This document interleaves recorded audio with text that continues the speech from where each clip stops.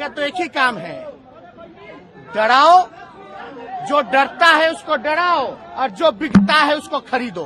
पूरे देश में क्या हो रहा है आपको नहीं पता, अभी झारखंड में क्या हो रहा है। जो हमसे टकराएगा चूर चूर हो जाएगा। बिहार की राजनीति को करना इतना आसान नहीं है। बीजेपी ने नीतीश कुमार को गच्चा देने की कोशिश की।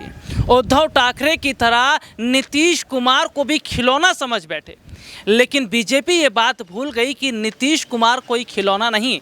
धूप में बाल ऐसे सफ़ेद नहीं हुए। जी हाँ, ये बाल सफ़ेद हुए हैं तजुर्बे से, और ये तजुर्बा काम आया बिहार में जब जेडीयू ने सीधे तौर पर आरसीपी सिंह को तो खुद से अलग कर दिया और बीजेपी के साथ गठबंधन तोड़कर ये बता दिया कि बिहार में बीजेपी का कोई रोल नहीं है।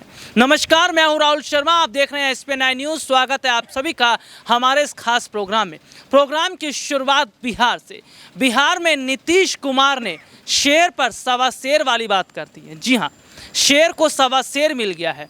जो खेल बीजेपी ने रचने की कोशिश की आरसीपी सिंह के जरिए, वो खेल तो कामयाब नहीं हो पाया, लेकिन बीजेपी ना घर की रही ना घाट की।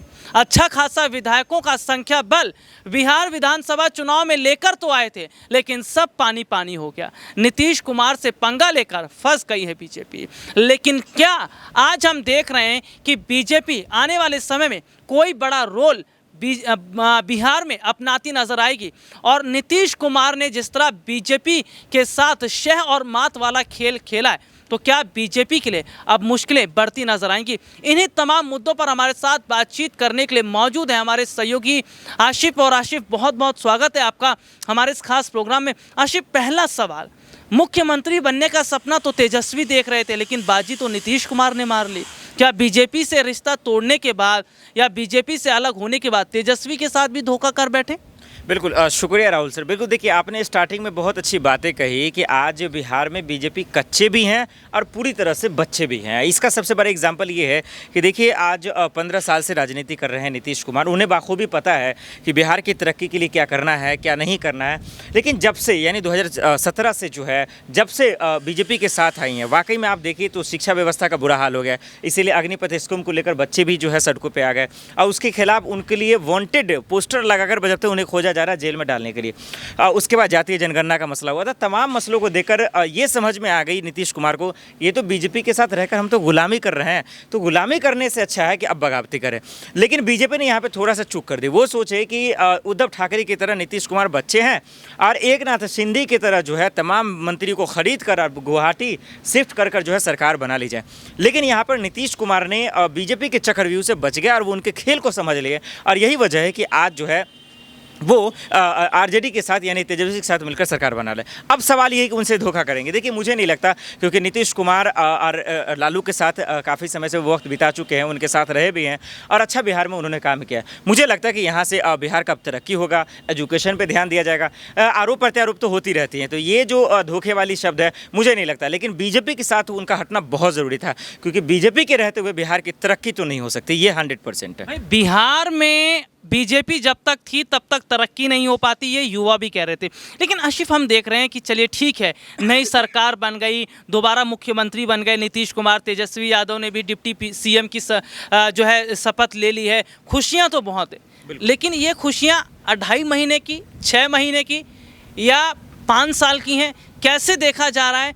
और जिस तरह हमने देखा था कि महाराष्ट्र में बहुत मिठाइयाँ बांटी थी उद्धव ठाकरे ने भी, लेकिन वो मिठाइयाँ बाद में कड़वी हो गई जब शिंदे ने जो है बीजेपी के साथ पूरी तरह से हाथ मिला लिया। तो जो खुशियाँ आज हम देख रहे हैं कि विपक्ष के चेहरे पर है, आगे भी कामयाब रहेगी या 2-2.5 महीने है, ठीक है खुश रहिए, बाद में तो बीजेपी मौका बना ही लेगी? बिल्कुल राहुल से, देखिए आपने बहुत अच्छी बातें कही। पहले उद्धव ठाकरे का ही मसला ले लेते हैं। देखिए उद्धव ठाकरे को ये नहीं पता था कि जो है हमारे अपने ही अपने लूट लेंगे। लेकिन अब जेडीयू में क्या फ़र्क है, हालांकि लाइव सेशन में आपने मुझे समझाया भी था कि देखिए बीजेपी माफ़ कीजिए जेडीयू के विधायक अगर बिकने वाले होते, अगर वो बिकना चाहते तो वो ईमान अपना आरसीपी सिंह के साथ बेच चुके होते और ये यहाँ तक नौबतें नहीं आती। तो देखिए जहाँ तक शिवसेना की बात है, जेडीयू के आसमान ज़मीन का फ़र्क है, और यही वजह है कि रातों रात जो है तमाम सांसदों विधायकों को बुलाया गया, मीटिंग की गई, बातचीत की गई और उनसे एक कॉल में हाँ मिलाकर उन तमाम लोगों ने कहा कि यस, बीजेपी यानी एनडीए से नाता तोड़ लेना चाहिए। तो बिल्कुल मुझे नहीं लगता कि ये 2 महीने या 6 महीने चलेंगे, लंबा सफ़र चलेगा और मुझे लगता है कि बीजेपी को अब होशियार हो जाना चाहिए। और इसलिए होशियार हो जाना चाहिए, क्योंकि 2024 में चुनाव है और अगर यूपी तो पहले उनके कब्जा में है ही, और वो जान रहे हैं कि अगर बिहार भी आ जाता तब तो फिर उनके लिए मुश्किल हो जाता। तो मुझे नहीं लगता कि ये 2 दिन की खुशियाँ, आज का दिन भी खास है और मुझे लगता है कि अब आने वाला लंबा सफ़र इन चाचा भतीजों का जो जोड़ी है वो भी बेहद खास होने वाला। राहुल साहब, चाचा भतीजे की एक जोड़ी हमने उत्तर प्रदेश में भी देखी थी, अखिलेश और शिवपाल की जोड़ी। हालांकि उत्तर प्रदेश में वो चाचा भतीजे तो काम नहीं कर पाए, लेकिन बिहार में चाचा भतीजे की चर्चा बहुत हो रही है। भाई चाचा भतीजे ने ऐलान जो करने शुरू कर दिए हैं, तेजस्वी यादव का ऐलान कि भाई रोजगार दिया जाएगा, स्वास्थ्य सेक्टर को बेहतर किया जाएगा, गरीबों के लिए काम किया जाएगा, और यहाँ पर देखा जा रहा है कि चाचा भतीजे की जोड़ी को बिहार में खूब पसंद किया जा रहा है। आशिफ से जानने की कोशिश करेंगे। आशिफ, हम यहाँ पर देख रहे थे कि तेजस्वी यादव ने ऐलान तो किया है कि नौकरियाँ दी जाएंगी, गरीबों की मदद की जाएगी, जो टीचर्स हैं परमानेंट नहीं हुए हैं वो उनको परमानेंट किया जाएगा, और इन्हीं तमाम चीज़ों को देखकर ही जनता तेजस्वी को सपोर्ट कर रही है। तो जनता का विश्वास जीत पाएंगे, और जीत लेते हैं तो क्या लंबे समय तक बिहार में एक लंबी पारी खेलेंगे तेजस्वी यादव? हाँ बिल्कुल, देखिए राहुल सर, बिल्कुल आप सही कह रहे हैं। ये सबसे बड़ी चुनौती है कि चुनाव के वक्त ऐलान किया 10 लाख युवाओं को रोजगार देंगे, शिक्षा का जिस तरह से टीचरों का आप बात कर रहे हैं वो भी, हालांकि उनका मदद किया था उन्होंने। नीतीश कुमार के लिए भी चुनौतियाँ हैं।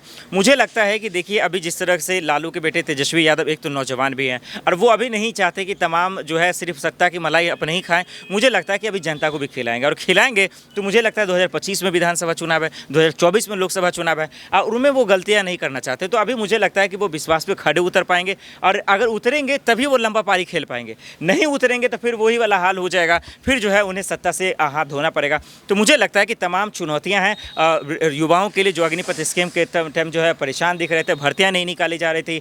आपने खेसारी लाल का मुझे गाना भी सुना है। तो नौकरी बहुत ज़रूरी है, तो उन युवाओं के विश्वास पे खड़े उतरेंगे तभी खेल पाएंगे। और एज अ युवा नेता होने के नाते तेजस्वी यादव मुझे लगता है कि वाकई में कम से कम 10 लाख तो नहीं, क्योंकि अभी गठबंधन की सरकार है, तो 5 लाख युवाओं को नौकरी तो वो ज़रूर देंगे और लंबी पारी ज़रूर खेलेंगे, ये मुझे ज़रूर उम्मीद है। लंबी पारी ज़रूर खेलेंगे। और बिहार में काबा हम बात कर लेते हैं। बिहार में चाचा और भतीजा बा, चाचा भतीजे की ये जोड़ी जो है वो बिहार में बहुत बड़े हद तक बदलाव करती नजर आ रही है। और सीधे तौर पर हम देख रहे हैं कि बिहार में चाचा भतीजे की ये जोड़ी क्या वाकई अब बहुत बड़े हद तक बीजेपी पर भारी पड़ने वाली है। और चाचा भतीजे ने अगर दिल लगाकर बिहार में काम कर लिया तो क्या वाकई एक लंबी पारी की शुरुआत अगर वो करेंगे तो क्या इसका आगामी समय के चुनाव पर भी फर्क पड़ेगा। आज के लिए इतना ही, आपसे फिर दोबारा मुलाकात होगी, तब तक के लिए इजाज़त दीजिए, नमस्कार।